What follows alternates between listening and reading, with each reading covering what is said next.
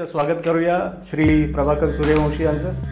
नमस्कार. अच्छा, मूळ म्हणजे कसं आहे की मी महाराष्ट्रीयन आहे हीच माझी ओळख आहे.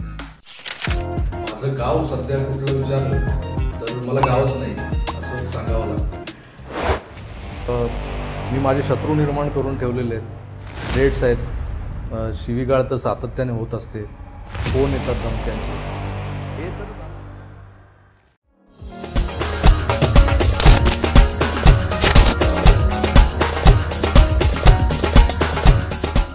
हॅलो आणि नमस्कार मित्रमैत्रिणींनो. दुबई कट्टाच्या आजच्या या विशेष भागात आपलं स्वागत. आपल्याला माहितीच आहे की टेक्नॉलॉजीचा वापर आजकाल सगळ्याच क्षेत्रात होत आहे आणि ऑफकोर्स मीडिया हे क्षेत्र ऑफकोर्स त्याच्यापासून काही दूर नाही आहे. आणि मीडियामध्ये टेक्नॉलॉजीचा वापरमुळे त्याचा किती फायदा किती तोटा हा बराच डिबेटेबल इश्यू असला तरी एका बाबतीत मात्र मला डेफिनेटली त्यात फायदा दिसतो. तो म्हणजे आजकाल मीडियामध्ये एक नवीन पेव जे आहे किंवा एक आपल्यासाठी ते वरदानच आहे म्हणता येईल की पॉडकास्ट. तर पॉडकास्टच्या दुनियेने एक डेफिनेटली आपल्याला बेनिफिट झाला आहे किंवा त्याचा फायदा झाला आहे की त्याच रटाळ आणि चावलेल्या बातम्या ऐकण्यापेक्षा दिवसातनं 2-4 पॉडकास्ट जरी बघितले तरी आपल्याला जे ऐकायचं आहे, आपल्याला जे बघायचं आहे आणि आपल्यापर्यंत ज्या पॉडकास्टच्या माध्यमातून त्या पर्टिक्युलर पत्रकाराला पोचवायचं आहे त्या बातम्या आपल्याला डेफिनेटली पोचतात. रादर दॅन ज्या विकलेल्या आणि चावलेल्या बातम्या आपल्याला मिळतात त्यापेक्षा ही पॉडकास्टची दुनिया आजकाल जास्त इंटरेस्टिंग वाटते. तर आपल्या मराठीत पण डेफिनेटली बऱ्याचशा पॉडकास्टचे आजकाल डेफिनेटली पॉप्युलर होत आहे आणि त्यात बरीच नावं आहेत. त्यात एक नाव आहे डेफिनेटली मिस्टर प्रभाकर सूर्यवंशी. प्रभाकर सूर्यवंशी यांची ओळख सांगायची म्हणजे त्यांचं DG9 हे एक मराठी पॉडकास्ट चॅनल आहे. त्यांचा फोकस आहे डेफिनेटली ऑन द पॉलिटिकल आणि सोशल अँगलमध्ये. आणि तुम्हाला माहितीच असेल की त्यांचे जवळजवळ 6.5 लाखाचे सबस्क्रिप्शन्स आहेत, which is a huge number in it self. त्यामुळे डेफिनेटली ते एक अग्रेसर आणि एक धडाडीचे तुम्ही कदाचित त्यांचे पॉडकास्ट डेफिनेटली पाहिले असतील की the way he put across his thoughts आणि त्यांची क्लॅरिटी असते, द वे ही डिलिव्हर्स आणि जे आहे ते ॲब्सोल्युटली सरळ समजून आपल्यासमोर मांडतात त्या गोष्टी, which is a plus thing आणि this is what is expected from probably the journalism. तर असे श्री प्रभाकर सूर्यवंशी आज आपल्या दुबई कट्टाच्या माध्यमातून आपल्या कट्ट्यावरती उपस्थित आहेत आणि आपल्यासाठी भाग्याचीच गोष्ट आहे की एवढा एक्सपिरियन्स माणूस आज आपल्याकडे आलेला आहे आणि आपल्याला त्यांचे जे एक्सपिरियन्सेस आहेत, त्यांचा जो प्रवास आहे किंवा त्यांच्या काही सध्याच्या ॲक्टिव्हिटीज चालू आहेत त्याचा बेनिफिट आपल्याला कसा होतो आहे किंवा ते समाजासाठी काय काय असा अँगल विचार करून काही या गोष्टी इम्प्लिमेंट करतायत हे डेफिनेटली आपल्याला जाणून घेण्यात उत्सुकता आहे आणि त्याचा डेफिनेटली आपल्याला वापरसुद्धा करून घेता येईल आयुष्यात. तर एक तर स्वागत करूया श्री प्रभाकर सूर्यवंशी यांचं. नमस्कार. प्रभाकरजी, खरंच म्हणजे आय विल से की आमचं एक छोटंसं एक उपक्रम आत्ताच चालू केलेला आहे which is like a infant baby as of now. म्हणजे जस्ट जन्मलेलं बाळ आणि त्याच्यात तुमचा येऊन त्याला आशीर्वाद मिळतो आहे ही खरंच एक आमच्यासाठी भाग्याची गोष्ट आहे. आणि आय एम शुअर दुबई कट्टाचे जे काय थोडेफार प्रेक्षक आहेत त्यांनासुद्धा हे नक्कीच बाब आवडेल. तर म्हणजे सुरुवात करायचं असं की आपण सवाल जवाब किंवा क्वेश्चन आन्सर्समध्येच तुमचं इंट्रोडक्शन वगैरे तसंच घेऊयात. तर प्रभाकरजी, तर तुमचं गाव कुठलं, जन्म कुठला, शिक्षण कुठलं याची एक थोडीशी बॅकग्राऊंड दिली तर आधी तिथनं आपण सुरुवात करू. अच्छा, मूळ म्हणजे कसं आहे की मी महाराष्ट्रीयन आहे हीच माझी ओळख आहे आणि महाराष्ट्रातला कुठला असा जेव्हा प्रश्न येतो तेव्हा माझं मूळ गाव जे म्हणजे माझे आजोबा पणजोबा ज्या गावात जन्माला आले ते गाव पुण्यातल्या राजगुरुनगर जवळचं एक गाव होतं. बरं. पण दुर्दैवानं तिकडे धरण झालं आणि ते गाव नामशेष झालं. त्यामुळे माझं गाव सध्या कुठलं विचारलं तर मला गावच नाही असं सांगावं लागतं. पण माझा जन्म गिरगावात झाला. बरं. मुंबईतल्या गिरगावात. त्यामुळं मी गिरगावकर आहे. ओके.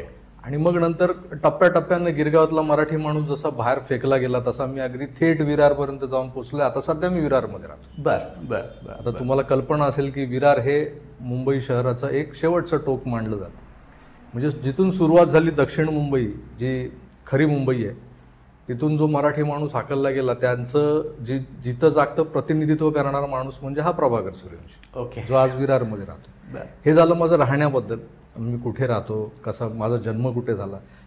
आणि तुम्ही जर विचाराल की जडणघडण कशी झाली, तर अगदी 16-17 वर्षाच्या वयोमर्यादेपर्यंत मी खेतवाडीत गिरगावात होतो. ओके. त्यानंतर 2 वर्ष पुण्यात होतो, पिंपरी चिंचवडमध्ये. बरं, पिंपरी चिंचवडला पण होतो. हो. माझा जन्म पिंपरी चिंचवडचा आहे, म्हणजे डेफिनेटली कनेक्शन कुठं ना कुठं ते पण आहेच आहे. तसंही मी वडिलांच्या नोकरीमुळे आम्ही 2 वर्ष पुण्यात म्हणजे पिंपरी चिंचवडमध्ये आलो राहायला. आणि तिथल्या माटे शाळेत मी शिकलो 8वी-9वीला. कांट बिलीव्ह, म्हणजे ते आमच्याच कॉलनीमधली शाळा, श्रीधरनगरली. कदाचित माझ्या आईना तुम्ही बघितलं पण असेल. माझी बरीच या आमच्या एरियामध्ये बऱ्याचपैकी फेमस होती. ती म्युझिकमध्ये होती, आपटेबाई म्हणून बऱ्यापैकी फेमस होत्या. सगळ्या गाडीत सगळ्या शाळांमध्ये जाऊन पेटी, गाणं वगैरे वगैरे त्यांच्या खूप ॲक्टिव्हिटीज चालायच्या. अच्छा. तर ती 2 वर्ष पुण्यात घालवली. पुण्यातलेही काही संस्कार माझ्यावर झालेत त्यामुळं. आणि ती महत्त्वाची वर्ष होती. 8वी-9वी म्हणजे त्यावेळेला आपलं वय जे असतं ते 13-14 वर्षाचं असतं आणि ते ग्रास्पिंग वय असतं. म्हणजे त्यावेळेला आपण जास्त ग्रहण, आपली शक्ती जी असते ते थोडीशी तल्लख आणि तेज असते. त्यावेळेला आपण जे काही शिकतो, बघतो, ऐकतो त्याचा परिणाम आयुष्यावर, आपल्या पुढच्या आयुष्यावर होत असतो. तिथून पुन्हा मुंबईत आलो. नंतर 10वी झाली. मग चित्रकलेची आवड होती. मूलतः चित्र काढणं, मूर्त्या बनवणं, गणपतीच्या मूर्त्या बनवायचो. त्यामुळे माझ्यात असलेली कला माझ्या काकांनी, माझे जे काका आहेत त्यांनी हिरून मला जे स्कूल ऑफ आर्ट्सचा रस्ता दाखवला.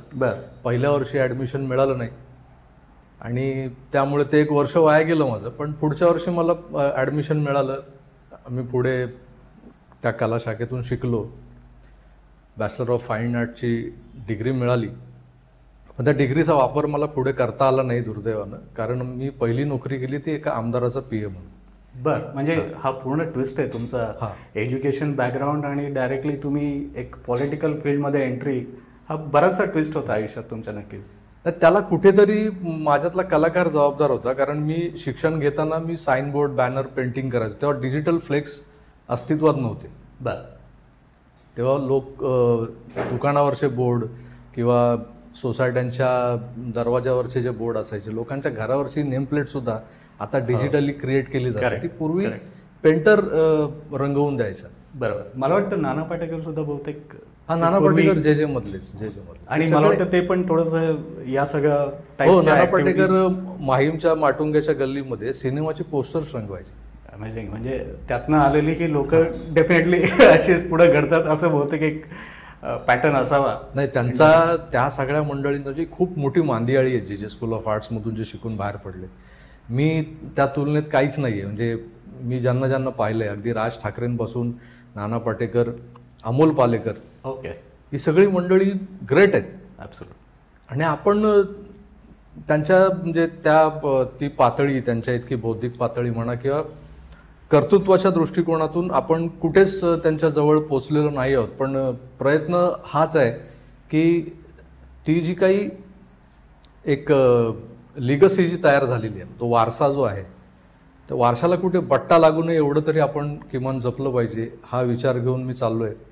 कारण एक नक्की म्हणजे त्यांची ती क्षेत्र आहे. तुम्ही जे क्षेत्र निवडलंय डेफिनेटली त्यात तुमचं एक मोठं नाव आज म्हणजे स्पेशली मीडियामध्ये, पॉडकास्टमध्ये डेफिनेटली त्यात तुम्ही एक चांगलं कार्य केलेलं आहे आणि लोकांनी त्यांनी तुम्हाला चांगला प्रतिसाद पण दिलेला आहे. ती एक पावतीच आहे असं म्हणावं मला.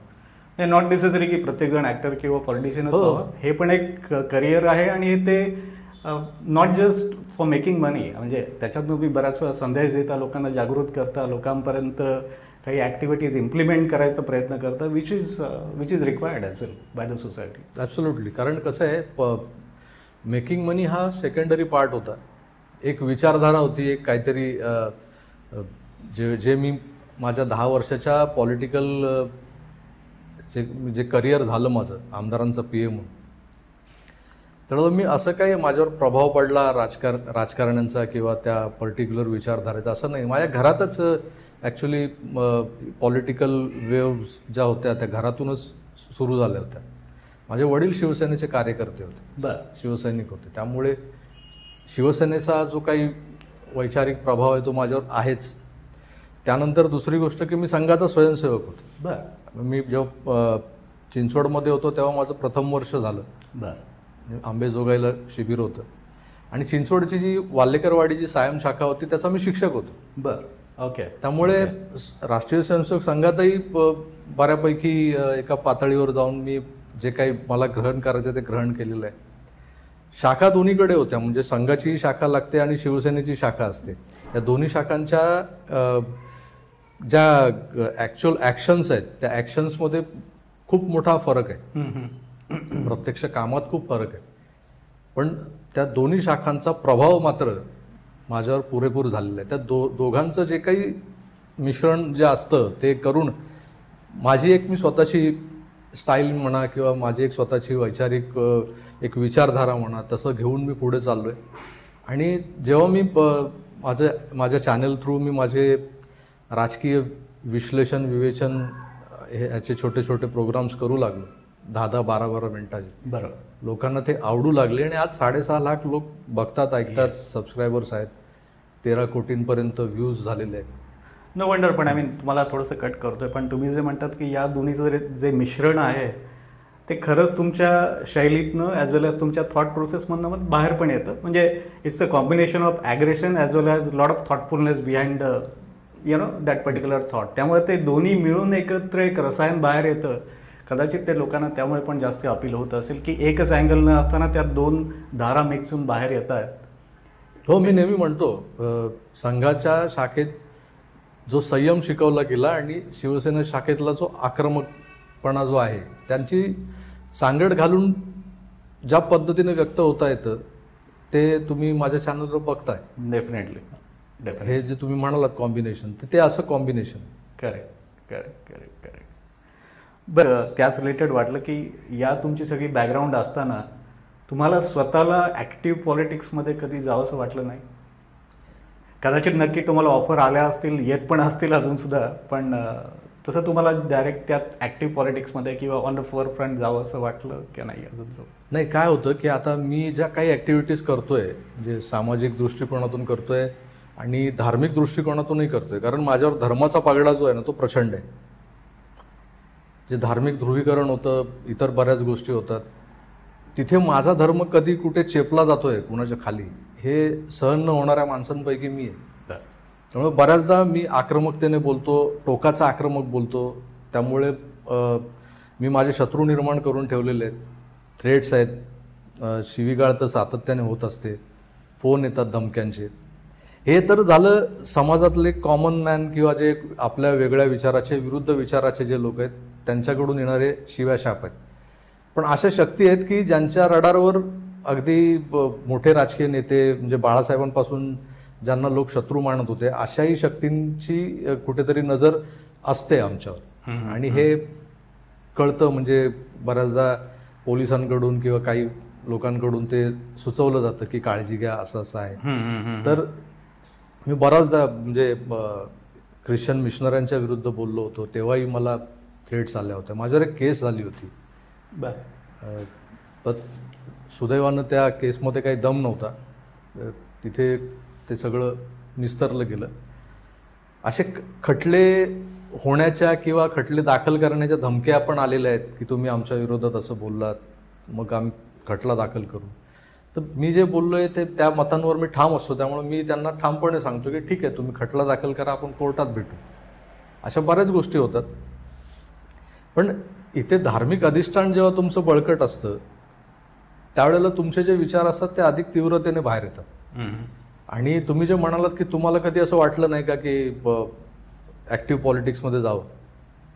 ॲक्टिव्ह पॉलिटिक्समध्ये आता जे लोक आहेत ते काय करतायत हे दिसतंय आणि ते चुकतात तिथे त्यांच्यावर टीका करून त्यांना सुधारण्याचा प्रयत्न करण्याचं मूळ काम माझं आहे, ते मी करतोय. त्यामुळं मला असं वाटत नाही की मीही जाऊन त्यांच्या शेजारी बसावं आणि मग नंतर कोणीतरी माझ्यावरही टीका करावी, कारण तिथे गेल्यानंतर बऱ्याच गोष्टींवर तुमच्या लिमिटेशन्स येतात, बंधनं येतात.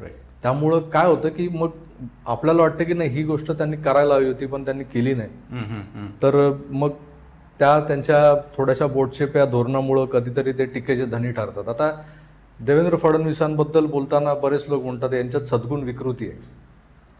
की ह्याला माफ कर, त्याला माफ कर, राजकीय तडजोडी करण्यासाठी मग एखाद्याला अगदीच तुम्ही सुळावर चढवायला निघालेले असताना अचानक त्याला माफी देऊन टाकायची, असे जे काही प्रकार होत असतात, बरोबर, तो दबावगट निर्माण करण्याचा मी प्रयत्न करतोय. कारण मला ऍक्टिव्ह पॉलिटिक्समध्ये येण्याची अजिबात इच्छा नाहीये आणि मला वाटतं येऊही नाही सर्वसामान्य माणसाने. राईट. म्हणजे तुम्ही ऑलरेडी पॉलिटिशियन्सवरती जो दबाव क्रिएट करताय that it self will help overall as a society. पण एक मला जे समजून घ्यायचं की हा जेव्हा तुम्ही दबाव क्रिएट करण्याचा प्रयत्न करत असतात तेव्हा थोडंसं तुमच्यावर पण थोडंसं ते दडपण वगैरे येत असेल, या गोष्टी तुम्ही कशा हँडल करतात? नाही, दडपण येतं ना. तुम्ही जेव्हा इंडिव्हिज्युअल म्हणून विचार करता तेव्हा तुमच्या डोक्यातले विचार असतात ते तुम्ही मांडता, बरोबर, निर्भीडपणे मांडता, स्पष्टपणे मांडता. पण तुमच्या मागे कुटुंब असतं, तुमची बायको असते, तुमची मुलगी असते, तुमचे आई वडील असतात, तुमचे नातेवाईक असतात, तुमचं आडनाव ते कॅरी करत असतात आणि कुठेतरी तुमच्याशी त्यांचा संबंध असतो.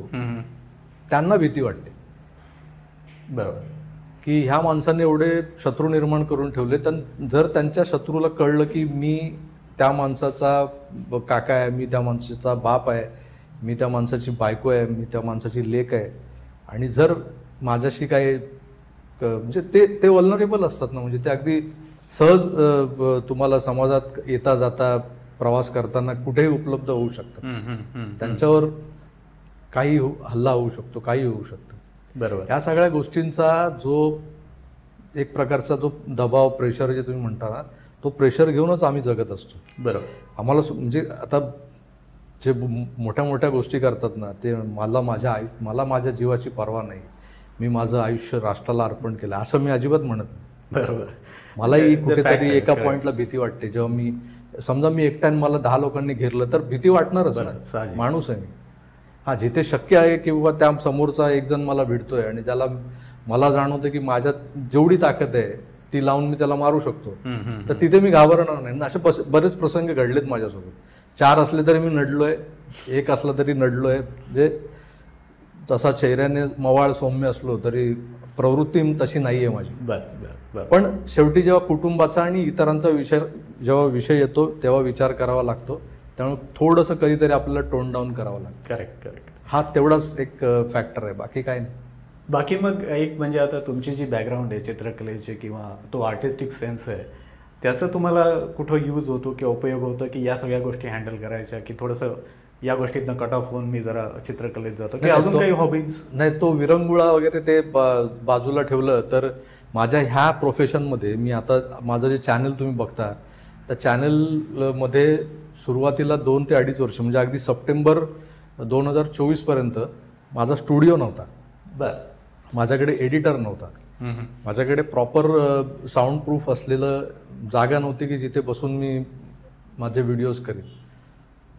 पण माझ्याकडे मी मुळात कलाकार असल्यामुळे माझ्याकडे माझं फोटोग्राफीज आणि मी जे स्पेशलाइज जे माझं जे शिकत असताना स्पेशलायझेशनचा जेव्हा विषय येतो तेव्हा मी फोटोग्राफीतून स्पेशलायझेशन केलं होतं. त्यामुळं कॅमेरा वापरो न वापरो तो अपग्रेड करणं ही पहिल्यापासूनची सवय होती. म्हणजे घेऊन अपग्रेड करून ठेवून द्यायचा, कधी वापरला. म्हणजे मी सुरुवातीला जसं म्हणालो साईन बोर्ड पेंटिंग आणि बोर्ड्स, होर्डिंग, बॅनर्स वगैरे करायचो तेव्हा मी फोटोग्राफी करायचो. जनरली तुमचे वेडिंग फोटोग्राफर्स असतात ते माझं त्यात एक वेगळी कॅटेगरीमध्ये माझं नावही होतं चांगलं. की मोजकेच कामं करायचो पण चांगली करायचो, चांगला क्लायंटेल होता माझा. म्हणजे वेडिंग फोटोग्राफीही केलेली आहे मी, इव्हेंट्स वगैरे. तर तिथून सुरुवात झाली होती. त्यामुळे मी फोटोग्राफिक इक्विपमेंट माझ्याकडे लाईट्स, कॅमेरा वगैरे सगळे आहेतच. या सगळ्या गोष्टींचा वापर करून माझ्यातला जो काही आर्टिस्ट आहे त्याचा आर्टिस्टिक सेन्स वापरून मी माझे जे व्हिडिओ एकटा करायचो. म्हणजे मी लिटरली कॅमेरा ऑन करून समोर येऊन बसून मी 10-12 मिनटं बोलून नंतर उठल्यानंतर कार्ड काढून ते कॅप्चर करणं, कॉपी करणं, नंतर त्या रॉ फुटेजचं एडिटिंग करणं, ग्रीन स्क्रीन असेल तर ते क्रोमा असेल तर ते बॅकग्राऊंड कट करून त्याच्या मागे बॅकग्राऊंड टाकणं, हे सगळ्या गोष्टी, एडिटिंग, म्युझिक, त्याच्यामध्ये साऊंड इफेक्ट्स, टायटल्स, हे सगळं मी स्वतः एडिट करून, कारण ते मला येतंय, मी ते माझ्याकडे तो सेन्स होता. आत्मनिर्भर. हां, तर त्यामुळे मी जे काही ते व्हिडिओज करायचो तर लोकांना असं वाटायचं यांची फार मोठी टीम आहे आणि हे फार मोठ्या सेटअपमध्ये बसून काम करतात. आणि ती जी काही तांत्रिक सफाई होती, टेक्निकल जो काही चकचकीतपणा होता ना, तो दिसायचा लोकांना. त्यांना असं वाटायचं की हे फार प्रोफेशनल ग्रेडवर लेवलवर चाललेलं काम. माझ्या त्या जेतून जे शिकलो मी, मला जो अनुभव होता आधीच्या 12, 15, 16 वर्षाचा, तो इथे वापरता आला. आणि लिटरली सांगतो की मी अगदी सप्टेंबर 2024 पर्यंत मी एक हाती सगळं करत होतो. म्हणजे अगदी थंबनेल पण माझा मी डिझाईन करून अपलोड करेपर्यंत जे सगळं एक खांबी तंबू होता माझा. आणि तो करत होतो लोकांच्या मदतीनं. म्हणजे ते स्टुडिओ मुंबईत उभा करणं भाड्याचा का होईना, पण ते तसं आर्थिक दृष्ट्या थोडंसं न परवडण्यासारखं असतं. बरोबर. लोकांनी मदत केली. मी जमा करत आणलेली काही पुंजी होती बँकेकडून कर्ज घेऊन आज आपला स्टुडिओ उभा राहिलाय. माझ्याकडे आता एक एडिटर आहे, एक मला सह अँकर पण, म्हणजे मला को अँकर पण मी पाहिला एक मॅडम येतात, भाग्यश्री पारनेरकर, आशिष किणी म्हणून माझा एडिटर आहे. आता ह्या टीम सोबत आता मी काम करतो. आता पूर्वी कसं होतं की मी थोडासा अडकल्यासारखा व्हायचो की मला समजा बाकीच्या ऍक्टिव्हिटीज करायच्या, तर मी एकटा सगळं जे करतो ते जर मी करू शकत नाही. आणि त्याला वेळ पण बराच जातो. तुम्ही म्हणताय की एडिट करा, थंबनेल करा, कधी कधी शूटिंग करताना पण मला वाटतं रिपीट होत असेल. आपल्याला वाटतं की हे बरोबर झालं नाही, परत एकदा शूट करू. हो, होतं ना ते. कधी कधी फ्लो तुटतो. काही बऱ्याचदा आपण बोलता बोलता आपल्याला वाटतं की नाही मी हे जरा काहीतरी असंबद्ध बोलून गेलो, ते परत बोलायचं असतं. आणि माझा अनुभव सांगतो. मी काही पूर्वी पोएम्स वगैरे लॉकडाऊनमध्ये बरेचसे उद्योग करायचो. त्यात एक स्वतःच्या कविता लिहून अपलोड करा, तर घर बसल्या बसल्या ते सगळे उद्योग चालायचे. मग तो एक व्हिडिओ शूट करून आधी हाफ डे तो शूटिंगमध्येच जायचा, नाही याच्यात काहीतरी विसरलोय वगैरे वगैरे वगैरे यु नो. आणि मग तो एडिट करा, त्याच्यावर ते काय त्या ॲप्समध्ये जाऊन एडिटिंग करून अपलोड करेपर्यंत ऑलमोस्ट लाईक एक दिवस असाच निघून जायचा. स्पेशली तेव्हा विकेंडचा प्रोग्राम तो आय सेड प्रॉब्ली त्यात बरेचसे एफर्ट्स जातात. बरोबर आहे. नाही, ते सगळं करता करता कसं व्हायचं की तुमच्याकडे ऑलरेडी काहीतरी जे स्किल आहे ते कुठेतरी युटिलाइज होत होतं. तर माझ्या त्या कलाकार असण्याचा फायदा इथे झाला मला. असं नाही की काहीच म्हणजे त्याचा आणि या दोन क्षेत्रांचा काय संबंध नाही, असं नाहीच. तर संबंध खूप आहे. माझ्या प्रेझेंटेशनमधली जी सफाई आहे ती त्या माझ्या जेच्या बॅकग्राऊंडमुळे, चित्रकलेच्या बॅकग्राऊंड नक्कीच. आजही मला मी अँगल्स माझ्या व्हिडिओची जे काही म्हणजे जरी पॉडकास्ट असतील तर जी लाइटिंग करतो मी सब्जेक्टवरती, त्या लाइटिंगबद्दल म्हणजे ती लाइटिंगही मी विचार करून करतो. बरं. आता ही आपल्या इथे स्टुडिओत फ्लॅट लाइटिंग आहे, मी फ्लॅट लाइटिंग नाही करत. माझं जर पॉडकास्ट आता तुम्ही स्टुडिओतले बघितले असेल तर माझा एक तो राऊंड टेबल आहे पॉडकास्टसाठी. ज्याची मुलाखत घ्यायची ते समोर बसतात, मी मुलाखत घेणार त्यांच्या समोर बसतो. आणि टॉप लाईट असते माझी वरून दिली. बरं. एक वेगळा त्याला एक डायमेन्शन प्राप्त होतं. हे सगळं कोण करू शकतो? ज्याला तो आर्टिस्टिक अँगल जास्ती आहे, ज्याला आर्टिस्टिक अँगल आहे. करेक्ट. त्यामुळे तसा फायदा झालाय. नक्कीच. चित्रकला, फोटोग्राफी, अजून काही तुमच्या याच्या व्यतिरिक्त हॉबीज कशा असतात? कलाकार म्हटलं की त्याला मग सिनेमा, संगीत आणि आता चित्रकला आणि हे सगळं कसं होतं की खर्चिक हॉबी होत्या.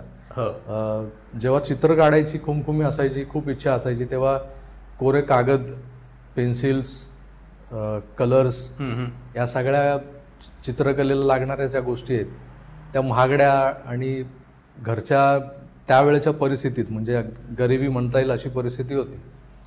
तर त्यातून ते सगळं मिळणं कठीण होतं. त्यामुळे ते हौस भागवता येणं कठीण झालं.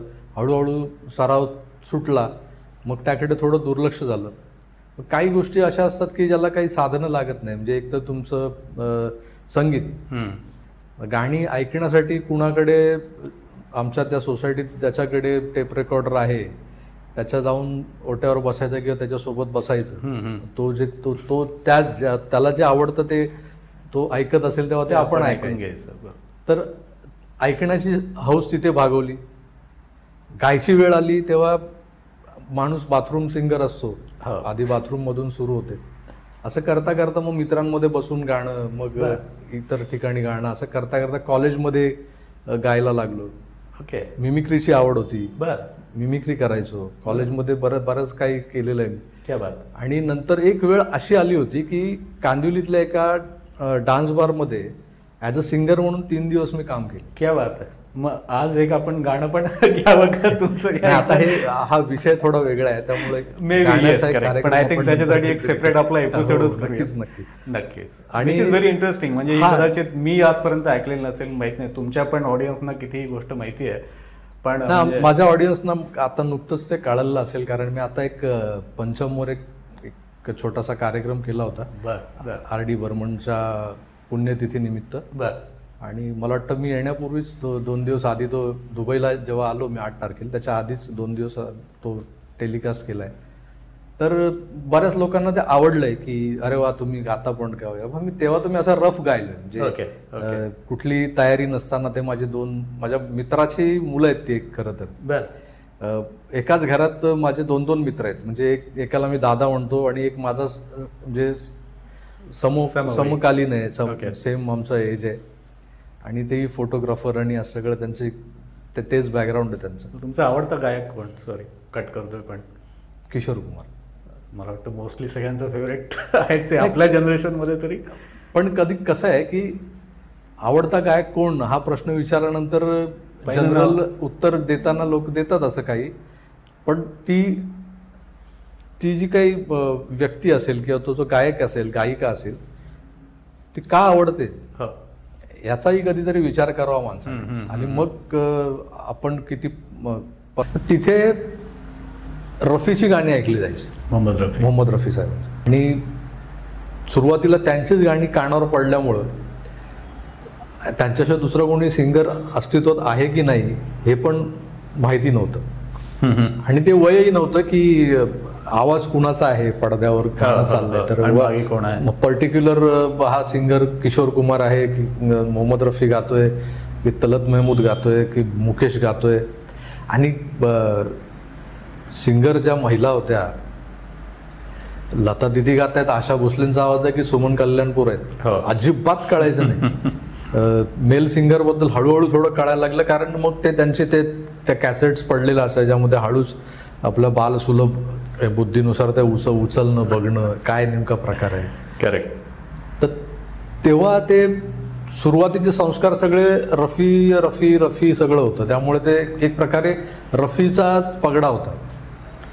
पण ज्या वेळेला कळायला लागलं ना की गाणं काय असतं, म्हणजे त्या गाण्यातले भाव, त्या गाण्यातलं कारुण्य म्हणा, त्या गाण्यामधला जो नटखटपणा आहे किंवा गाण्यातलं जे काही पडद्यावर जे भाव दाखवले जातात ते किती तंतोतंत उतरवले गेलेत. आणि त्यावेळेला जे व्हॉइस मॉड्युलेशन करण्याची गरज असते ती केली गेली आहे. ते जेव्हा कळायला लागलं तेव्हा कळून चुकलं की हा जो काही आवाज आहे ना तो कुठल्याही विरह गीतामध्ये फिट होतोय, कुठल्याही उडत्या वृषंकुल चालीच्या गाण्यांमध्ये फिट होतोय, छेडछाड करताना फिट होतोय, आपलं हृदयातलं दुःख दाखवताना फिट होतोय, आंधी मधली गंभीर गाणी असली तरी पण तो म्हणतो. आणि मग हा आवाज कोणाचा? तर तो किशोर कुमार. रफी साहेबांनी निश्चित शम्मी कपूरसाठी उडती गाणी गायलीत, बऱ्याच राजेंद्र कुमारसाठी प्रणय गीत गायलीत, सगळे सुपरहिट आहेत. अगदी दर्दभरी गीतं दिलीप कुमार साहेबांसाठी गायली. पण तुम्ही जो ऑलराऊंडर ज्याला आपण हा शब्द वापरतो, जे गाण्यातलं अष्टपैलुत्व आहे, आणि ते स्वतः ऍक्टर पण होता. हा, तो स्वतः नट असल्यामुळे प्रश्नच नव्हता की समोर पडद्यावर कोण गाणार आहे हे विचारून नंतर किशोर कुमार गाणी गायचे. त्यामुळे अगदी तुम्ही शेवटी त्यांच्या करिअरच्या मला वाटतं सेकंड लास्ट सिनेमा एक होता, त्या सिनेमामध्ये आदित्य पंचोली हिरो होता. आणि आदित्य पंचोलीसाठी त्यांनी एक गाणं गायलं. ते गाणं पडद्यावर जेव्हा ऐकतो आपण ना तेव्हा असं वाटतं की आदित्य पंचोलीने गाणं गायलं. म्हणजे अगदी राजेश खन्नाचा आवाज म्हणजे किशोर कुमार, आणि नंतर अमिताभचाही आवाज म्हणजे किशोर कुमार जे झालं होतं. आणि नंतर कलाकार नावाचा एक सिनेमा आला होता ज्यात कुणाल गोस्वामी मनोज कुमारचा मुलगा, निले निले अंबर पे चांद जब छाय, तर त्या गाण्यातही तो कवळा असा कुणाल गोस्वामी दिसतो ज्याची मिसरूड फुटलेली नाहीये. तो गाताना किशोर कुमार सारखा खर्जात गाणारा असा घनगंभीर आवाजही तितका पातळ करून त्याने त्याच्यासाठी लावलं. मराठीत पण त्यांनी गाणं म्हणलं. मराठीत 3 गाणी गायली शेवटी. अश्विनी येना जे त्यांचं ते फेमस गाणं आहे, म्हणजे ते खरंच अशोक सराफ होते मला वाटतं. हा, अशोक सराफ पडद्यावर होते आणि त्यांच्यासाठी आवाज दिला होता. सचिनसाठी त्यांनी दुसरं त्या माझा पती करोडपती मधलं गाणं गायलं. एक बंडलबाज म्हणून सिनेमाला त्यातलं एक गाणं त्यांनी गायलं. ही 3 गाणी मराठीत शेवटी गायली. मराठीत ते गायला जे तयार होते, पण त्यांना मराठीतल्या काही शब्दांमुळे ते थोडंसं घाबरायचे की जिथे यायचा जिथे यायचा बाणातला, तर ते थोडंसं म्हणायचे अरे हे मेरे को नाही जमेगा. पण सचिन पिळगावकरांनी त्यांना कसं बसं तयार करून ते गाणं गायला लावलं. बरोबर. आणि मग त्यांना कुठेतरी हुरूप आला होता की आता मी मराठीत पण गाईन.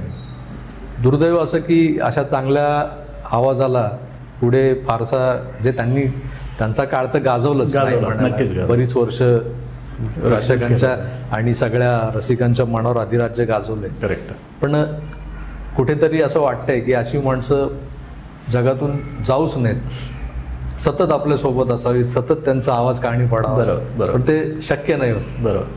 करेक्ट. मग तुमचं जसं फेमस सिंगर मला वाटतं नट पण बहुतेक किशोर कुमारच आवडतो का अजून कोणी आहे आवडीचं?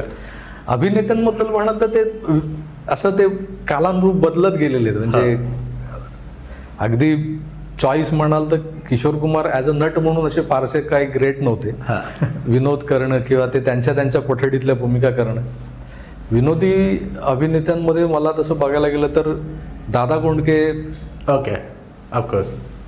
ते कुठल्याही मराठी माणसाला आवडणार असं एक नाव आहे. खरं. पण दादा कोंडकेंनी जे स्वतःचं एक दबदबा निर्माण केला ना, मराठी अभिनेता म्हणा किंवा ते स्वतः निर्माते झाले नंतर, निर्माते, दिग्दर्शक, त्यांचा सिनेमा म्हणजे सबकुछ दादा कोंडके असायचा. संवाद पण तेच लिहायचे, गाणी पण तेच लिहायचे, बहुधा चालीही ते सुचवत असायचे की हे गाणं असं हीच चाल आहे, पुढे जे काही साथ संगीत करायचंय ते तुम्ही करा, असं सगळा प्रकार होता त्यांचा. त्यामुळे तो माणूस म्हणजे वन मॅन शो आणि सगळं काही त्यांच्यात ठासून भरलेलं होतं.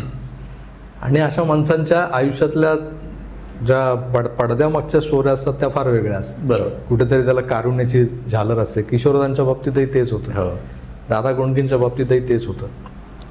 तर बाकी तुम्ही असं जनरल अभिनय वगैरे जर कोणाचा आवडतो असं विचाराल तर दिलीप कुमार अभिनयातला बाप माणूस. आणि नंतर मग दिलीप कुमारांच्या अभिनयाची कॉपी करत पुढे बऱ्याच लोकांनी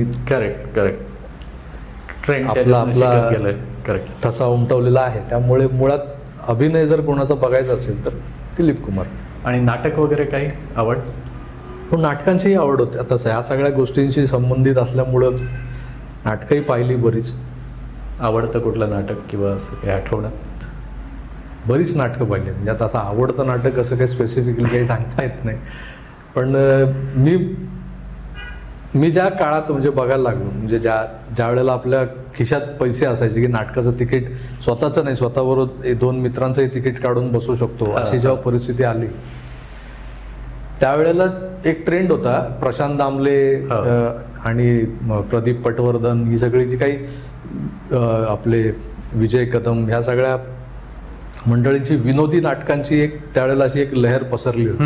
त्यामुळे त्यावेळेला सर्वाधिक नाटकं तीच बघितली गेली. बरोबर. सुरुवात वस्त्रहरण पासून झाली. म्हणजे मी मच्छिंद्र कांबळींचं वस्त्रहरण पाहिलंय. त्यानंतर मग ते वेगवेगळ्या संचातले त्यांची बऱ्याचदा परत आलेली जी लाट होती वस्त्रहरणची, बरोबर, त्यातली वेगवेगळ्या लोकांनी सादर केलेली वस्त्रहरण पाहिली. पण नाटकं अशी आधेमध्ये बघतो. आता असं झालंय की कामाच्या सगळ्या एकूण धबडग्यामध्ये नाटक सिनेमाला वेळच मिळत नाही. बरोबर. OTT आणि या सगळ्या गोष्टींमुळे जेवढा वेळ असेल आणि घरच्यांसोबत बसून तो घालवायचा तेव्हा आपण काहीतरी वेब सिरीज आणि ह्या सगळ्यांमध्ये जो वेळ घालवला जातो. प्रत्यक्षात थिएटरला जाऊन बघणं आता फार कठीण झालं. आणि आवडता स्पोर्ट्स आणि स्पोर्ट्समन वगैरे? आता भारतीय म्हटलं की त्याला क्रिकेटच आवडतं. आणि क्रिकेट आणि मुंबई म्हटल्यावर बहुतेक गेस करायला लोकांना आवड होणार नाही, पण तरी म्हटलं तुमच्याकडनं ऐकावं. क्रिकेटच. आणि मुंबईतला दक्षिण मुंबईतला खेतवाडीतला असल्यामुळं त्या चिंचोळ्या 3 फुटाच्या गल्लीमध्ये 1 टप्पा आउट खेळलेला माणूस आहे. त्यामुळे आणि आवडता प्लेअर कोण मग तर? तसं म्हणजे मी फॅन होतो सुनील गावस्करांचा. येस, टेस्ट क्रिकेट आणि ओव्हरऑल म्हणजे मला सुनील गावस्कर एक स्टाईल आयकॉन म्हणून आवडायचे. लोकांना त्यांच्या फलंदाजीबद्दल फार हे होतं. म्हणजे माझे वडील सांगायचे, वडील जेव्हा कॉलेजमध्ये खेळायचे, एकनाथ सोलकरांचे ते क्लासमेट होते माझे. बरं, ओके. अजित वाडेकर, एकनाथ सोलकर यांच्याबरोबर ते खेळलेले आहेत. त्यांच्या ते खेळत असताना कॉलेजकडून त्यांच्या हनुवटीला बॉल लागला होता आणि जखम झाली. त्यानंतर आमच्या आजीनं आणि आजोबांनी मग त्यांना रिस्ट्रिक्ट केलं की खेळायचं नाही. ओके. कदाचित माझे वडील ह्या मंडळींबरोबर खेळले असते कदाचित. ते काही वेगळंच लिहिलेलं असतं, त्यामुळं तसं झालं. पण तो गुण काय माझ्यात नंतर असं म्हणजे असं मला वाटत नाही की मी चांगला क्रिकेट खेळत होतो किंवा काय. सो होतं क्रिकेटमधलंही. पण मला जी सवय होती मिमिक्री आणि हे सगळं करण्याची, त्यामुळे मी कांदिवली झाल्यानंतर मी क्रिकेटचं समालोचन करायचो. आणि ते वेगळं असं होतं की मी वेगवेगळे म्हणजे जनरल करत असताना मध्येच मग कधीतरी नाना पाटेकर, कधीतरी निळू फुले, कधीतरी दादा कोंडके असं काहीतरी मध्ये घुसडायचं. आणि हे सगळं मी आता तुम्हाला असं काय हा वेगवेगळं या सगळ्यांच्या मागे एकच ध्येय होतं, एकच धोरण होतं, पैसे कमाव. ओके. घरची परिस्थिती अशी होती की कुठूनही पैसा आणणं, घरात देणं, आपला जो काही खर्च आहे तो सांभाळणं, यासाठी मी जसं म्हणालो एक बारमध्ये गायचो. 3 दिवसच गायलो, कारण नंतर मग कुणीतरी घरी चुगली केली.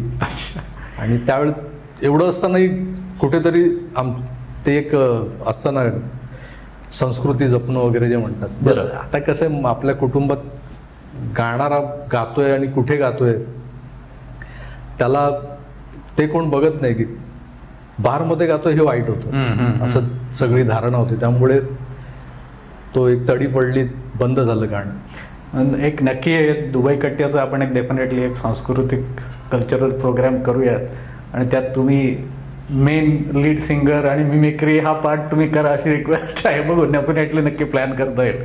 कारण इट्स गुड, लाईक म्हणजे तुमची ही जी बाजू आहे ती पण लोकांसमोर यावी आणि सगळ्यांनी त्याचा पण डेफिनेटली एन्जॉय करावा तो पार्ट. आणि I am sure lot of people will be also interested to join अशा काही ऍक्टिव्हिटीज करण्यामध्ये. नक्की. कसं आहे की आपण आपल्या ज्या आतल्या जे काही कलागुण असतात ते जपणं गरजेचं असतं. आयुष्याच्या दबडग्यात काय होतं की काम प्रेशर, वेळ नसणं, यातून आपलं ते या सगळ्या गोष्टींना रियाज महत्त्वाचा असतो. म्हणजे गाण्याला रियाज लागतो. तुमची चित्रकला इनबिल्ट असली तरी आता पेन आणि कागद दिला तर मी काहीतरी रेखाटू शकतो, पण त्या स्ट्रोक्समध्ये ती सफाई जी मी करायचो आधी ती आता असेलच असं नाही. बरोबर. आजही मी लोकांना एक्सप्लेन करताना मी चित्र काढून दाखवतो की हे मला असं पाहिजे, पण ती सफाई राहिलेली नाही. जी मंडळी सगळ्या या प्रेशरमधून म्हणजे जगण्याच्या जो संघर्ष आहे जगण्याचा तो करत असताना आपापले छंद जोपासतात.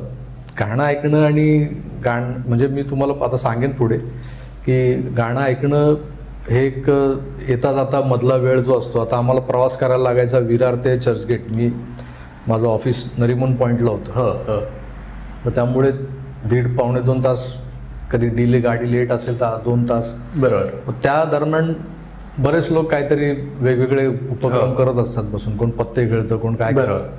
आपलं कानात हेडफोन टाकून गाणी ऐकणं हे सोपं हे होतं. तो तसा तिथे थोडा छंद जोपासला गेला, पण बाकीच्या गोष्टींकडे तेवढं हे करता आलेलं नाही, दुर्लक्षच झालंय. म्हणून ती सफाई राहिली नाही. आता परवा मी प्रयत्न केला गाण्याचा वगैरे, पण तो कुठेतरी ती खरखर जाणवली मला. त्यामुळे जर परत कधी काय करायचं असेल तर त्यासाठी निश्चितच रियाज करणं, थोडासा 1-2 महिने तयारी करणं हे गरजेचं आहे. असं कुठेही उठून पाठी टाकलं तर ते चालत नाही. स्वतःलाच चालत नाही, मला चालत नाही. त्यामुळे करेक्ट.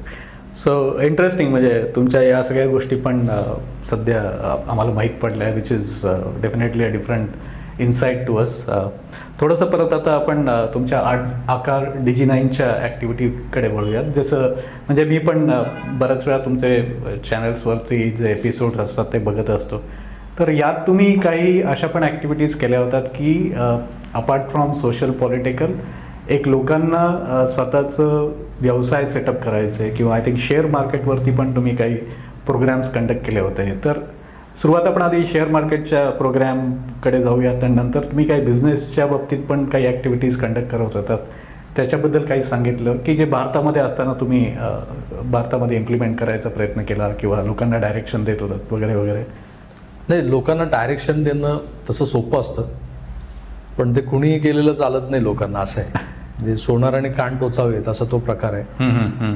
तर मी प्रयत्न केला होता, म्हणजे यासाठी केला होता की एक मराठी माणूस म्हणून मला मुंबईतलं जे काही आता वातावरण आहे ते बघताना कुठेतरी जाणवतं की अमराठी लोक, परप्रांतीय ज्यांना आपण म्हणतो, ते मुंबईत येऊन आज मालक बनलेले आहेत. कंपन्यांचा मालक हा अमराठी असतो, फॅक्टरीचा मालक अमराठी असतो, ऑफिसेस चालवणारा जो आहे ज्याच्याकडे 60-70 मराठी एम्प्लॉई आहेत, मालक मात्र कोणतरी मारवाडी, गुजराती किंवा दुसऱ्या कुठल्या तरी प्रांतातून आलेलं. हे चित्र असं का महाराष्ट्रात लोक येऊन मालक बनतात, त्यांच्याकडे इम्पोर्टेड कार्स असतात, ऑडी असते, टोयोटा असते, BMW असते. आमचा मराठी माणूस विरारवरून ट्रेनने प्रवास करून येतो, परत मग 69 नंबरची बस पकडतो आणि मग त्या धक्क्याबुक्क्यामध्ये इस्त्रीचे घातलेले कपडे ऑफिसला जाईपर्यंत चुरगळून गेलेले असतात. तर तो चरफडत असतो मनातल्या मनात.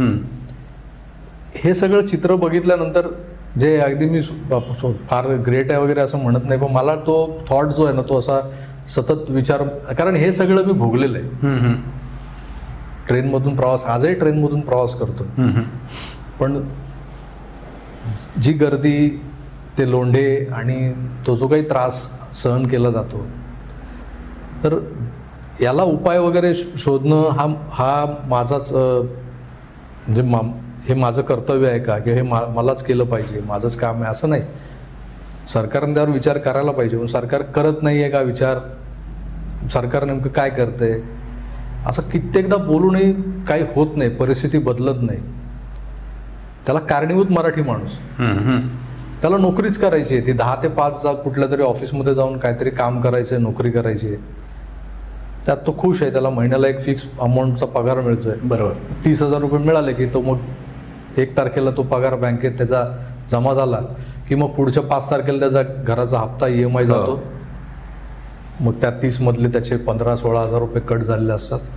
उरलेल्या मग 13-14 हजारामध्ये आणखीन काहीतरी हप्ता असतो, तो कट होतो. मग काही पैसे त्याच्या मुलाच्या शाळेच्या फीमध्ये जातात, स्कूलच्या, ट्युशनच्या. मग त्याच्या मुलाचं काहीतरी त्या महिन्यात एक्स्ट्रा काहीतरी ॲक्टिव्हिटीज असते, पप्पा 2,000 रुपये पाहिजे, मग ते त्याला काढून द्यावे लागतात. त्याचा महिन्याचा पास असतो रेल्वेचा, बस किंवा रिक्षाचा जो प्रवास असतो पुढे उतरून करायचा, त्याचे पैसे असतात.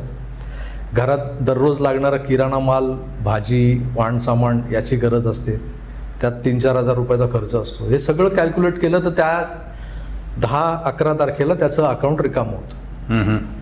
मग तो परत गरीब होतो, जो 1 तारखेला श्रीमंत झाल्याच्या आविर्भावात फिरत असतो, कारण अकाउंटमध्ये क्रेडिट झालेले असतात 30,000 रुपये. तर तो ह्या चक्रात जो अडकलाय ना, त्याला तो स्वतःचा कम्फर्ट झोन समजू लागलाय की मला 30,000 कसंही मला दर महिन्याला मिळतात. आणि त्यामुळे काय होतंय की त्याचे ह्या बेसिक नीड्स आहेत ना त्या भागतात, म्हणजे तो भागवतोय कसा बसा. मग त्याची इच्छा आहे की मी आता सर्टन ब्रँडचं शर्ट वापरतोय, मला लुई फिलिपचं शर्ट घ्यायचं, पण ते शर्ट 2800 रुपयाचं आहे. दुसरं शर्ट बघितलं तर ते 3200 रुपयाचं आहे. मग तो विचार करतो की अरे माझं जे कॅल्क्युलेशन आहे त्यात हे शर्ट बसत नाही, तो परत 700 रुपयाच्या शर्टवर येतो. ही लक्झरी त्याला परवडत नाही, कारण मग तो जर कोणी बोललं ना का तू तर श्रीमंत आहे बाबा, तू लुई फिलिपचं शर्ट वापरतो, बरोबर, तू श्रीमंत का नाही होऊ शकत, तुला ती लक्झरी का परवडू शकत नाही, फक्त तुझं बजेट 700-800 रुपयावरून तुला 2200 रुपयावर न्यायचंय, त्यासाठी मधला जो डिफरन्स 1500 रुपयांचा आहे तो कसा दूर करायचा, यासाठी तुला काय करायचं, तर तुला सगळ्यात आधी तुझ्या मासिक उत्पन्नाच्या बाहेर पडायचं, चौकटीच्या बाहेर, आणि ते वाढवायचं. हो, ते वाढवण्यासाठी काय करावं लागेल, तर तू दुसरी नोकरी नाही करू शकत, कारण तुझा घरापासून तुझ्या ऑफिसपर्यंतचा प्रवास, तिथून परत तुझ्या घरापर्यंतचा प्रवास, यात तुझा दिवस संपलेला आहे. खरं, ह्यात तू काही तोडफोड करून काहीतरी ॲडजस्टमेंट करायला गेला तर तू संपलास, तुझ्या शरीरावर परिणाम होणार. मग काय करू शकतो? तुमचे जे मालक आहेत तुमच्या कंपन्यांचे, फॅक्टरीचे, तुमच्या ऑफिसमधले तुमचे बॉसेस आहेत, ते काय करतात? ते किती वेळ प्रवास करतात, ते किती वेळ ॲक्च्युअल काम करतात, तरी ते मालक आहेत. तर ते काय करतात? तर ते धंदा करतात. त्यांचा धंदा तुम्ही चालवताय, तुम्ही तो प्रत्यक्षात करून त्यांना देताय. त्याच्या बदल्यात तुम्हाला 30 दिवसानंतर तुम्हाला 30,000 रुपये. बरोबर बरोबर. पण दिवसाला तुमचा रेशिओ 1,000 रुपये कमवण्याचा आहे, पण तो तिथे दिवसाला लाख रुपये कमवतो. म्हणून तुमच्यासारख्या 7, 8, 10 लोकांना तो 1,000 रुपये दर दिवसाचे असं 30,000 रुपये महिन्याचा पगार देऊ शकतो. बरोबर. हा विचार जेव्हा मराठी माणसाच्या मनात येतो किंवा आला, तर तो विचार करू शकतो की मलाही श्रीमंत व्हायचं. बरोबर. हा विचार उजवण्याचा मी प्रयत्न करत होतो. आणि त्यासाठी मी ते सॅटर्डे क्लब नावाचा एक वेगळा सेगमेंट तयार केला. दर शनिवारी मी ते व्हिडिओज केले की तुम्ही नोकरी करताय सध्या, पण तुम्हाला हेही करता येऊ शकतं. हाही एक व्यवसाय आहे. अगदी दिवाळ सणाला घरात रंग मारणं, नव्या वर्षात घर सजवणं, यापासून बरेच उद्योग, फास्ट फूड पासून फॅशन डिझायनिंग पर्यंत बऱ्याच गोष्टी, जवळपास 10-12 एपिसोड मी त्यावर केले. बर. ओके. पण लोकांमध्ये काही तशी पाहिजे तशी जागृती आली नाही. कारण हे सगळं मी करेन का, मला जमेल का, या विचारात सगळे बसले असतील. इव्हन आपण त्यांना फंडिंगचं पण हे करून बघितलं की आम्ही करतो, तुम्ही तयार तर व्हा, तरी काही झालं नाही. बरं. सरते शेवटी तो नाद सोडला. आणि माझा एक मित्र आहे, त्याला थोडं शेअर बाजारचं नॉलेज आहे. कारण मी कधी स्वतः शेअर बाजारात गुंतवणूक केलेली नाही, काही नाही. त्यामुळे काय कसं आहे की आपलं इन्कमच लिमिटेड, मी पण त्याच कोशातून आलेलो आहे. महिन्याला एक ठराविक इन्कम आणि सॅलरीवरच जगणारा. त्यामुळे पैसे गुंतवणं वगैरे नाही, ते आहेत तेच उरून पुरून कसे वापरायचे, त्यातच आपलं आयुष्य गेलेलं होतं. त्यामुळे शेअर बाजार वगैरे हा काय आपला प्रांतच नव्हता. तर त्या मित्रामुळे मला शेअर बाजार समजला, त्याने समजावून सांगितला. मग म्हटलं हीच गोष्ट आपण लोकांना सांगून बघू. बरोबर. जर त्यांना समजलं, त्यांनी काय केलं, गुंतवणूक करून शिकले, तर ते त्यातून 2 पैसे कमावू शकतील. Wealth create. मग त्या मित्राच्या मदतीनं मी तो शेअर बाजाराचा हा उपक्रम सुरू केला. त्याला चांगला प्रतिसाद मिळाला. बरोबर. लोक तिथे यायला लागले. म्हणजे बघा, त्यात इथेही मला एक कॉन्ट्रास्ट कंडिशन दिसते की मी याआधी 8-10 असे उपक्रम सांगितले होते की इथे तुम्हाला तुमचे सॉक्स काढून उतरायचं होतं, हात फोल्ड करून, की आता मला इथे काम करायचं. तिथे यायला लोक कचरत होते. ओके. इथे कसं आहे की थोडेसे पैसे डोक्याने गुंतवले, वाईजली इन्व्हेस्ट केलं तर तुम्हाला चांगला नफा मिळू शकतो. हे जेव्हा सोपं काम दिसलं लोकांना, तेव्हा लोक आकर्षित झाले. ओके. आणि मग जेव्हा लोक येतात, मग त्यांना, मग तुम्ही पुढे त्यांचं प्रबोधन कसं करायचं, त्यांना एज्युकेट कसं करायचं, हे तुमच्या हातात आहे. करेक्ट. मग ते मी करत गेलो. आता बरेचसे, एक चांगला मोठा चंक आहे आपल्याकडे, 100-150 लोकांचा, जो शेअर बाजाराच्या आमच्या उपक्रमामुळे सोबत आलेला आहे. त्यांना घेऊन आम्ही निघालेलो आहोत. आता त्यांच्यातलेच काही बिझनेसमन तयार करायचे. आता दुबईला येण्याचं प्रयोजन तेच आहे. ओके. तेच मला विचारायचं होतं पुढचा प्रश्न, की तुमचं दुबईचं कनेक्शन काय? दुबईचं कनेक्शन आजपासून बरोबर 1 वर्षापूर्वीच आहे. आज 11 जानेवारी आहे. ओके. योगायोगी म्हणजे ॲब्सोल्युटली. आणि मी गेल्या वर्षी याच दरम्यान दुबईत होतो. ओके. आणि दुबईत माझा मित्र आहे मोहित नाईक, ज्याची कंपनी आहे ट्रायझोन कॉर्पोरेट सर्व्हिसेस. बेसिकली त्याच्या कंपनीच्या ॲक्टिव्हिटीज समजून घेण्यासाठी मी दुबईत आलो होतो. 5 दिवस राहिलो. आणि त्या दरम्यान मी मोहितशी बोललो होतो की मला दुबईतल्या मराठी लोकांशी बोलायचं आहे, त्यांच्या मुलाखती घ्यायच्या आहेत, की त्यांनी इथे येऊन, मुंबईतून आलेत, पुण्यातून आलेत, पण दुबईत येऊन त्यांनी स्वतःला एस्टॅब्लिश केलं. अशा लोकांची जी काही यशोगाथा आहे ती आपल्याला चॅनलवरून आपल्याला दाखवायची. करेक्ट. किमान ते बघून तरी आपल्यातले कुणाला काही स्फोरण चढेल. आणि इथे आल्यानंतर असं झालं की मोहितची जी कंपनी आहे ट्रायझोन, ती इथं तेच काम करते. आणि तोच थॉट प्रोसेस तोच आहे, तोच विचार आहे. मराठी माणसाला कसंही करून बिझनेस कसा, जसं मी मुंबईत महाराष्ट्रात धडपडतोय, मोहित तसं दुबईत धडपडतो. बरोबर. मराठी माणूस कोण आला पुण्यातून, मुंबईतून, तर त्याला इथे त्याला सेटल करायचंय की तुझं बाबा लायसन्स काय किंवा तुझं काय ट्रेड लायसन्स, तुझं लोगो, तुझी कंपनी फॉर्मेशन, हे सगळं करून देतो. आणि त्या कंपनीच्या माध्यमातून आपल्याला काहीतरी करता येईल, आपल्या माणसांना इथे आणता येईल, ह्या दृष्टिकोनातून मी त्या कंपनीत ॲज अ पार्टनर म्हणून सहभागी झालो. आणि मग आम्ही गेल्या वर्षभरात मी ते जे काही त्या मुलाखती मागच्या सादर केल्यानंतर लोकांच्या फोन्स कॉलने आणि मेसेजेसने आम्ही हैराण झालो. प्रचंड प्रतिसाद मिळाला. वर्षभर हा संवाद तुटला नव्हता. नुसतंच ते पहिले 7-8 दिवस आम्ही केलं आणि झालं असं नाही. वर्षभर दुबई हे जे चालू होतं ना, ते कधी ना कधी काही ना काही मुद्द्याने ते बाहेर यायचं. अनेक लोकांना मोहितने इथे मदत केली आहे, जे आपले सबस्क्रायबर्स होते. ओके. ज्यांनी हे व्हिडिओज पाहिले होते त्यांनी मग मोहितच्या नंबरवर कॉन्टॅक्ट करून त्याला इथे भेटले. इथे आल्यानंतर त्यांनी माझा रेफरन्स दिला की आम्ही प्रभाकर सरांच्या व्हिडिओ बघून तुमच्याकडे आलोय, असं झालं. आणि मग ते इथे बरेच नंतर वर्षभरात 2 रिअल इस्टेटच्या साईट्स, त्याचाही प्रोग्रेस सुरू झाला. एका प्रोजेक्टला फंडिंगचंही काम सुरू झालं. अशा पद्धतीनं आता आमच्या कंपनीचं म्हणजे आता ट्रायझॉन बिझनेस जी कॉर्पोरेट सर्व्हिसेस नावाची कंपनी आहे, ती एक मराठी माणसांसाठी दुबईत काम करणारी, किंवा दुबईत जर तुम्ही आलात तर तुम्हाला असं वाटू नये की आता मी इथे काय करू, मग मी हेल्पलेस आहे, तसं वाटू नये यासाठी ट्रायझॉन काम करते. बरोबर. ह्या वर्षी आम्ही असाच विचार केला की ह्या आता जो काही माझ्याकडे शेअर बाजाराच्या उपक्रमातून जे काही लोक जमा झाले त्यात प्रत्येकाच्या डोक्यात आता ते मी बिझनेसचं एक खूळ भरलेलं आहे की तुम्हाला काहीतरी, आता त्यातले बरेच लोक असे आहेत की ज्यांनी 50-60 ओलांडून पुढे गेले. त्यांनाही आता वाटतंय की नाही आपण आयुष्याच्या उत्तरार्धात तरी का होईना स्टेबल व्हावं. तर तेही आलेत. काही यंग जनरेशन मधले लोक आलेत, काही मिडल एज आहेत, काही येऊ शकले नाहीत कारण मला एक लिमिटेड लोकांनाच आणायचं होतं. कदाचित पुढच्या 1-2 महिन्यात आम्ही दुसरी एक ट्रिप आणू. पण ह्या सगळ्या येणाऱ्या आणि जे आले नाहीत, जे तिथून बसून आता आमचा तो कार्यक्रम बघतील, तर ते सगळे आमच्या सोबत आहेत. अशा लोकांना ट्रायझॉनच्या मार्फत इथे दुबई, गल्फ कंट्रीजमध्ये आपल्याला सेट करायचं. त्यांचा व्यवसाय जो आहे तो त्यांच्याकडे जे आहे ते इथे विकलं जातंय का हे शोधणं, ते विकून देणं. इथल्या काही लोकांना आपल्या लोकांच्या सर्व्हिसेस हव्या आहेत का, त्या जर त्यांच्याकडे असतील, म्हणजे हा बायर आहे, हा सेलर आहे, यांची गाठ घालून द्यायची. ह्या सगळ्या गोष्टींसाठी आपण येत्या सोमवारी दुबईतल्या इंडिया क्लबमध्ये एक कार्यक्रम बिझनेस कॉन्क्लेव्हचा आयोजित केलेला आहे. तर या कार्यक्रमाला कोण डिग्निटरीज येणार हा प्रश्न सगळ्यांच्या मनात असेल. दुबई म्हटलं की मराठी मुलखातून दुबईत येऊन ज्यांनी आपला मराठीपणाचा जो, मराठी असण्याचा जो बाणा आणि जो झेंडा रोवला आहे, त्यात सगळ्यात आधी जे नाव येतं ते धनंजय दातार यांचं, मसाला किंग. तर ते स्वतः येणार आहेत.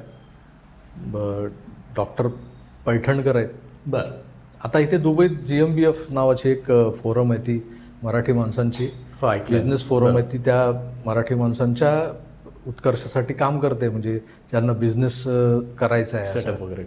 तर त्या संस्थेचे मान्यवर पदाधिकारी आहेत, मांजरेकर साहेब आहेत, आणि राहुल तुळपुळे यांचं विशेष नाव घ्यायला लागेल की ते महाराष्ट्र सरकारने त्यांना इथे विशेष नियुक्ती दिलेली आहे की ते एक प्रकारचे बिझनेस राजदूत म्हणा ना त्यांना. ते दुबईतल्या लोकांबद्दल ज्यांना व्यवसाय करायचा आहे मराठी माणसांना, त्यांना मदत करत असतात. तेही GMBFशी संलग्न आहेत. तर ही सगळी मोठी डिग्निटरीज आहेत, म्हणजे प्रतिष्ठित मंडळी दुबईतली. ही मंडळी डायसवर असतील त्या दिवशी, त्यांच्याशी मी गप्पा मारणार आहे. आणि आमची जी काही मंडळी मुंबईतून आली आहेत ती त्या गप्पांमधून त्यांना जे काही हवं आहे ते ग्रास्प करून घेतील. त्याचसोबत बरेच दुबईतले इतरही मान्यवर व्यावसायिक जे आहेत तेही कुठल्या ना कुठल्या संस्थेशी निगडीत आहेत. इथे वेल एस्टॅब्लिश्ड आहेत.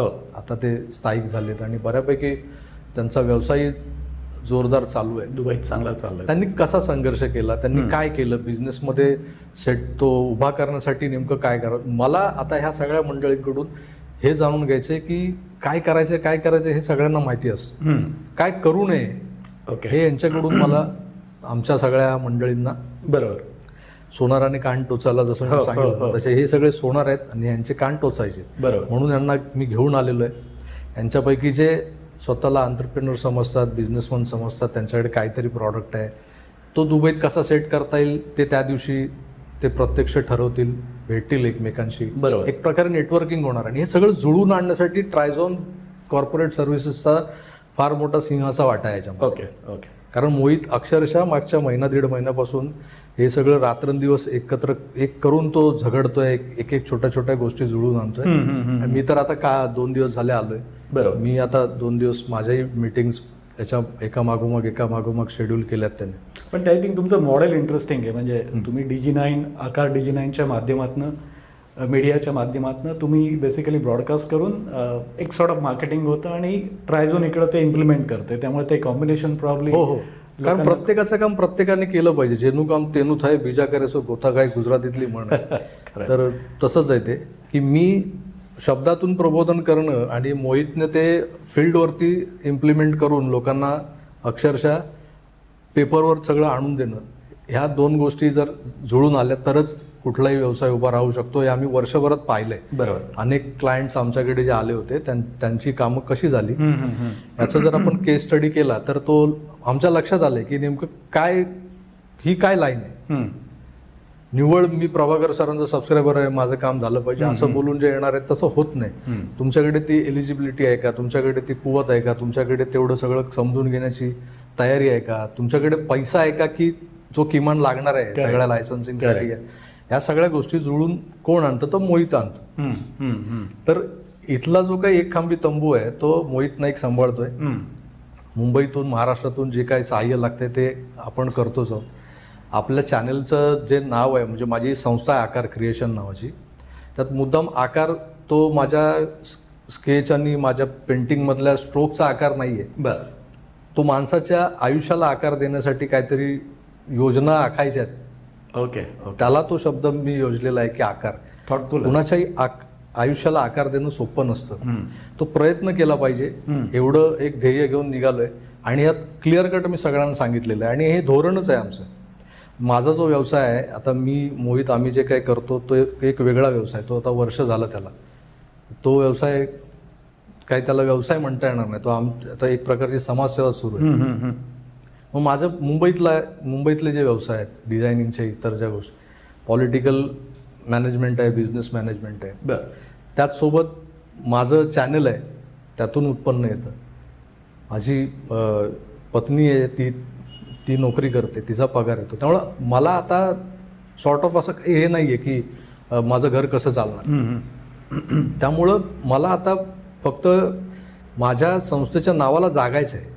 आकार देणं हा जो काही विषय आहे तोच पुढे रेटायचा आहे आणि त्यासाठी प्रयत्न चाललेले आहेत. आता हे जे काही लोक आलेत, इथे जे काही लोक आहेत, हे एकमेकांशी भेटतील, नेटवर्किंग करतील, त्यांचं प्रॉडक्ट ते विकतील, इथे बिझनेस सेटअप करतील.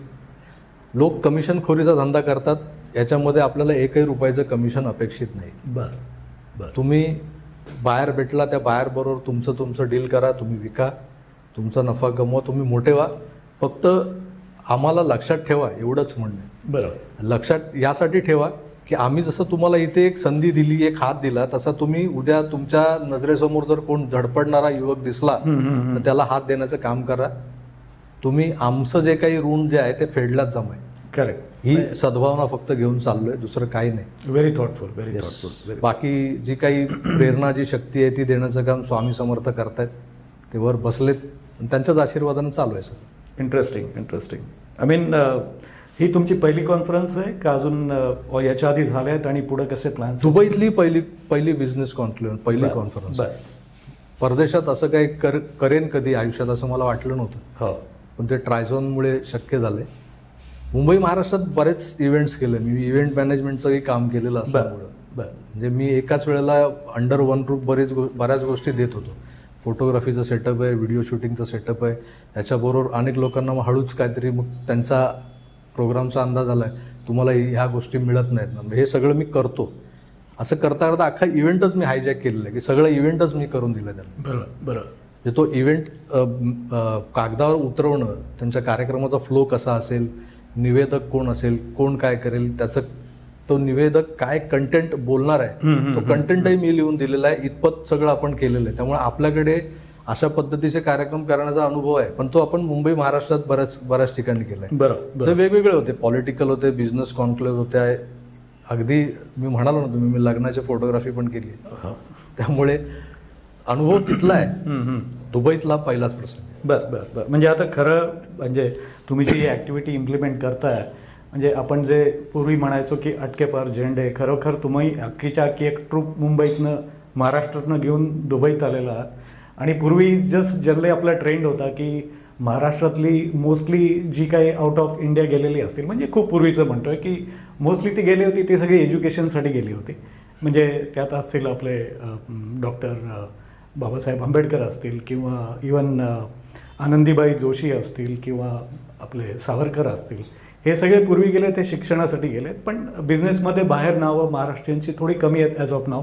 ऑफकोर्स धनंजय दातार एक आहेत दुबईमध्ये, किंवा टिपकोचे मालक जे अमेरिकेत आहेत, विवेक रणदिवे म्हणून आहेत.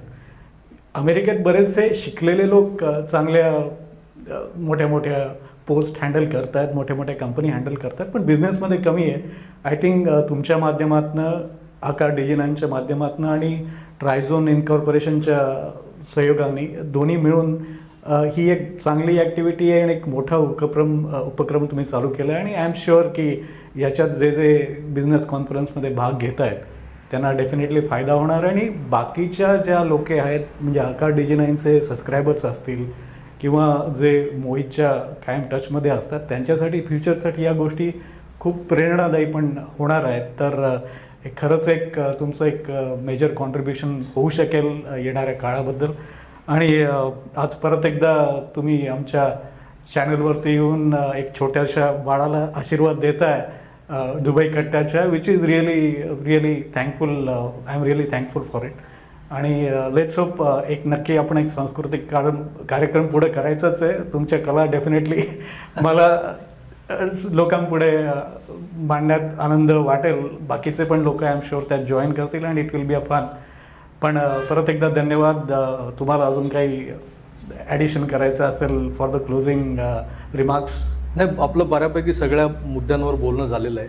ॲडिशन वगैरे असं नाही, पण या कार्यक्रमाला जर दुबईत जे आमचे सबस्क्रायबर्स आहेत, दुबई, अबुधाबी, शारजा, त्या भागातल्या काही लोकांना यायचं असेल, बऱ्याच लोकांना फक्त मला भेटायचं असतं. मागच्या वर्षी मी आलो तेव्हा बऱ्याच लोकांना मी इथे आहे कळल्यानंतर त्यांनी फोन मेसेज करून आम्हाला भेटायचं आहे, कुठे आहात, कुठे उतरला आहेत, असं सगळं चालू होतं.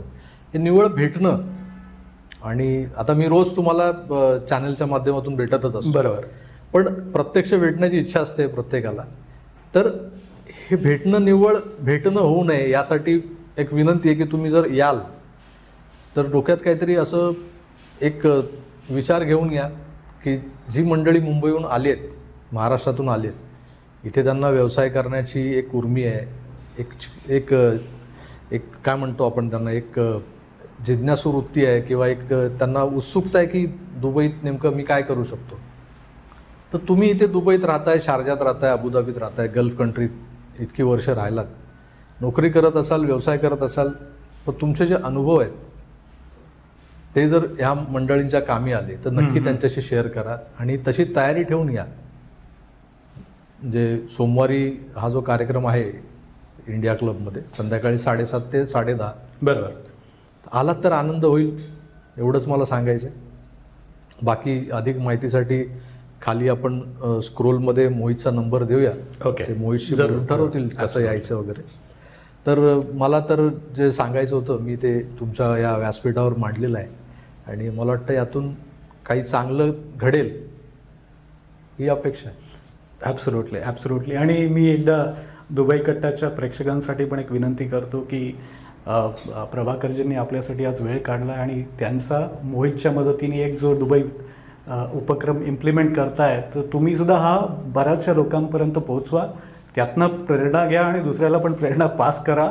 And I think he chain आपण वाढवत राहिलो तर डेफिनेटली महाराष्ट्रासाठी, मराठींसाठी हा पुढे काही चांगल्या संधी उपलब्ध होऊ शकतील. प्रभाकरजी परत एकदा धन्यवाद आणि thank you so much. It was really great. तुमच्याशी बोलण्यात खूप मजा आली, बरेचसे अँगल तुमच्याकडनं मिळाले. Looking forward for more. Thank you so much.